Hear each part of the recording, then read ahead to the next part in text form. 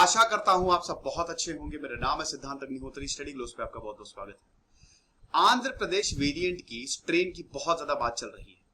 क्या ये वाकई में इतना डेंजरस है? क्या ये वाकई में तबाही लाएगा? क्या हमको सतर्क होना चाहिए? इस लेक्चर में जानेंगे।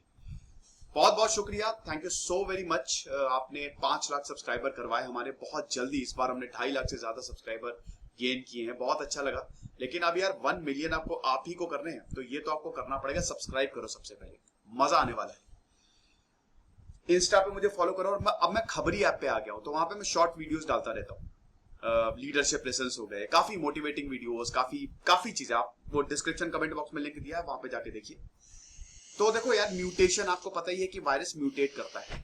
आरएनए वायरस है तो म्यूटेट करेगा ही। वो डार्विन का सिद्धांत है ना, सर्वाइवल ऑफ द फिटेस्ट। इस दुनिया में छोटा से छोटा जीव भी अपने आप को बचाने की कोशिश करता है। क्या खासियत है! कभी कभी तो मदर नेचर को देख के मजा ही आ जाती है कि कोई दिमाग नहीं, कुछ नहीं, बट स्टिल वो अपने आप को बचा रहा है। तो अगर हम बात करते हैं इस वायरस की, तो म्यूटेशन है, आरएनए वायरस है। जितना ज्यादा ये फैलेगा उतने स्ट्रेन्स आएंगे। देखिए, हमारे जीनोमिक सीक्वेंसिंग बहुत कम हो रही है। 5% करनी है, लेकिन क्या हम कर पा रहे हैं? नहीं कर पा रहे हैं। चीख चीख के एक्सपर्ट्स थक गए यहां पे कि जीनोमिक सीक्वेंसिंग बढ़ाओ। नहीं बढ़ाओगे तो ऐसे ही फैलेंगे कोरोना। जितना ज्यादा ये स्प्रेड होगा, नए नए स्ट्रेन्स आते रहेंगे, क्योंकि पॉसिबिलिटी म्यूटेशन की बढ़ जाएगी ना। यही प्रॉब्लम है। ब्राजील से म्यूटेट होके ये, ब्राजील में तो वायरस ने ऐसी तबाही मचाई, ठीक है। वहां ब्राजील में तो डॉक्टर्स ने बोला था कि ये म्यूटेशन ग्राउंड हो जाएगा, और जेयर बोल्सोनारो को कोई फर्क भी नहीं पड़ता। फिर ब्रिटिश वेरिएंट, फिर साउथ अफ्रीकन, इंडियन वेरिएंट। देखिए, एक चीज तो आप मानेंगे, आज भारत में 4,12,000 केसेस आए एक दिन में, सबसे ज्यादा केसेस आ जाए, तो आप ये तो मानेंगे ना कि इतनी ज्यादा ट्रांसमिसिबिलिटी क्यों है? नया वेरिएंट है, और ये बहुत ज्यादा पॉसिबिलिटी है कि 3-4 वेरिएंट और हो। वो जीनोमिक सीक्वेंसिंग जैसे जैसे हम करेंगे ना, वैसे पता चलेगा। लेकिन यहां पे कुछ खबरें चल रही कि बहुत ज्यादा खतरनाक है। देखिए, सीसीएमबी हैदराबाद की centre for cellular and molecular biology ने इन रिपोर्ट्स को नकार दिया है। यहां पे ये बोला जा रहा है कि आंध्र प्रदेश में जो वेरिएंट मिला है, जिसको N440K बोला जा रहा है, ये जो स्ट्रेन है, ये 15 गुना ज्यादा खतरनाक है। ये इतना खतरनाक है, इसका इंक्यूबेशन पीरियड बहुत कम है। देखिए, इंक्यूबेशन पीरियड, मैंने बताया है कि वायरस कैसे काम करता है। इतना शानदार लेक्चर है दोस्तों वो वाला। अभी काफी उसमें व्यूज आए, आप लोगों ने काफी पसंद किया, वो देखिएगा। वो 20 मिनट का है। देखिए, आप वायरस जब आपके अंदर जाता है, आप ध्यान से सुनिएगा, वो क्या करेगा? विंड पाइप से आपके अंदर गया, आपके लंग्स को अटैक करेगा। लंग्स में 2 में डिवाइड होता है ना, ब्रोंकाई। आपका विंड पाइप 2 में डिवाइड होता है, ब्रोंकाई। बहुत सारी ब्रांचेस होती है जिसको ब्रोंक्यूल्स कहते हैं। एंड में एल्वियोली होती है आपके लंग्स में, वहां पे वायरस जाता है। ACE2 रिसेप्टर्स वहां पे होते हैं। वायरस वहां पे चिपक गया, मतलब आपका वायरस का स्पाइक प्रोटीन ताला है, ACE2 रिसेप्टर्स चाबी है। अब वो क्या करेगा? उस एल्वियोली सेल के अंदर घुसेगा। जैसे ही वो सेल के अंदर घुसेगा, वो अपना जेनेटिक मटेरियल छोड़ देगा, और उसके बाद रेप्लिकेशन शुरू, मतलब एक तरीके से आपके सेल को हाईजैक कर लेगा। ठीक वैसे ही जैसे कोई आपके घर में आप हाईजैक करके आ जाए और अपने खूब सारे साथियों को ले आए, वैसे ही आपके सेल के अंदर करेगा ये। इसी को ही इंक्यूबेशन पीरियड बोलते हैं। वायरस का आना, सेल में जाना, कॉपीज बनाने तक के पीरियड को इंक्यूबेशन पीरियड बोलते हैं। जब वायरस आया और जब आपको सिम्टम्स आने शुरू होंगे, सिम्टम्स कब आएंगे? जब आपका वायरस फैलने लगेगा आपकी बॉडी में। लेकिन दोस्तों, हमको पता ही नहीं है कि सिम्टम्स इतना टाइम बाद आएंगे। यही तो प्रॉब्लम कि कोरोना इतनी तेजी से फैल रहा है, क्योंकि लोगों को कोरोना वायरस है। इंक्यूबेशन पीरियड इतना ज्यादा है, 7-8 दिन गुजर जाते हैं। 7-8 दिन बाद सिम्टम्स आने शुरू होते हैं। 1 तारीख को हुआ तो 8-9 तारीख को हो सकता है सिम्टम्स आए, और 1 से 8 तारीख तक आपको पता भी नहीं आपको कोरोना है। आप वायरस लेके घूम रहे हो। जब आप छींकते हो ना, 40,000 पार्टिकल्स एयर ड्रॉपलेट्स होती हैं उसमें, और हर एक ड्रॉपलेट में लाखों लाखों पार्टिकल। तो सोचिए, अगर आप किसी से बात कर रहे हो, अगर आप छींक रहे हो, अगर आप खांस रहे हो, वो कितना ज्यादा अगले इंसान के लिए खतरनाक है, क्योंकि आपको पता ही नहीं है कि आपके अंदर कोरोना है। इसीलिए इतना तेजी से फैल रहा है, इसी इंक्यूबेशन पीरियड। तो अब ये बोला जा रहा है कि ये जो नया स्ट्रेन है, इसका इंक्यूबेशन पीरियड बहुत कम है। आमतौर पे 8-9 दिन लगते थे ना, 3-4 दिन में काम तमाम कर दे रहा है। तो ऐसी खबरें आई कि बहुत खतरनाक है, तबाही मचा देगा। एक्चुअल में ऐसा नहीं है।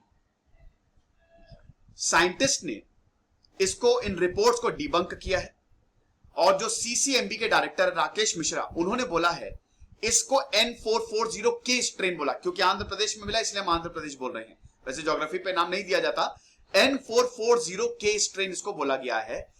अभी ये 5% से कम है और ये बहुत जल्द डिसअपियर हो जाएगा, ये बहुत जल्द खत्म हो जाएगा। घबराने की इतनी बात नहीं है। घबराने की वैसे बात इसलिए है क्योंकि भारत में केसेस ज्यादा आ रहे हैं। और मास्क पहन के घूमिए, मास्क पहनिए, वैक्सीनेशन देखिए, झूठी खबरों से दूर रहिए, ठीक है। बहुत ज्यादा आजकल झूठी खबरें फैल रही हैं, तो वैक्सीन तुरंत लगवाइए, वो सारे स्ट्रेन पे काम करेगी। तो ये वाला जो स्ट्रेन है जो इतना बोल रहा है कि 15 गुना ज्यादा है, ये 5% है, दैट्स इट। ये बहुत ज्यादा खतरनाक है, ये ट्रांसमिसिबिलिटी ज्यादा है, लेकिन अभी तक हमको कोई एविडेंस इसका नहीं मिला है कि ये कितना ज्यादा डेडली है या कितना ज्यादा इंफेक्शियस है। अभी इसके ऊपर स्टडी ही चल रही है। अभी वायरस के बारे में हमको पूरी तरीके से नहीं पता, तो अभी हम स्टडी ही कर रहे हैं। तो इनका आया है कि there is no unique AP strain और a Visakhapatnam strain, neither were any existing strain found to be more infectious और डेडली।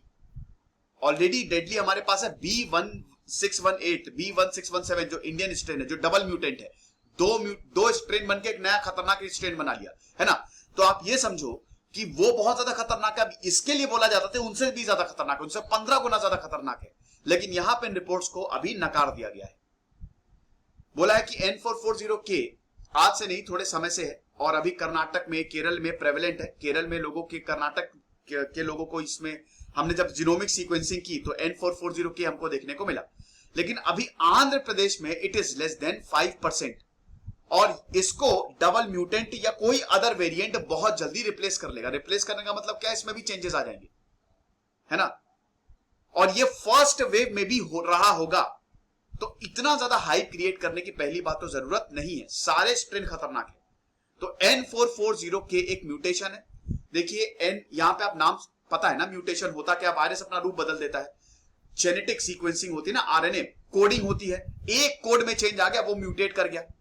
हमारे भी तो ऐसे ही तो होता है ना। वो कौन सी मूवी थी, एक्समैन, उस मूवी को देख के लगता है अमेरिका में हर इंसान म्यूटेंट है, हर इंसान सुपर हीरो है। उनकी जेनेटिक सीक्वेंसिंग जो है वो चेंज हो जाती है, ठीक है, कोडिंग कहीं पे चेंज आ गया। अभी क्रिस्पर टेक्नोलॉजी ये तो बहुत बढ़िया करंट अफेयर हो गया, चलो मैंने रिलेट कर दिया। क्रिस्पर टेक्नोलॉजी क्या करती है, ये आपके जो 2 प्रोटीन है, Cas9 प्रोटीन, वो कैंची की तरह काम करते हैं। अब अगर आपको कोई जेनेटिक बीमारी है तो उस पर्टिकुलर स्ट्रैंड को काट के जेनेटिक कोडिंग बदल दी जाएगी। यानी कि अगर आपको कोई बचपन से जेनेटिक बीमारी है तो उसको हम बदल सकते हैं, उसको हम सही कर सकते हैं। तो ये होता है आपके जीन्स की ताकत और आजकल जो टेक्नोलॉजी है।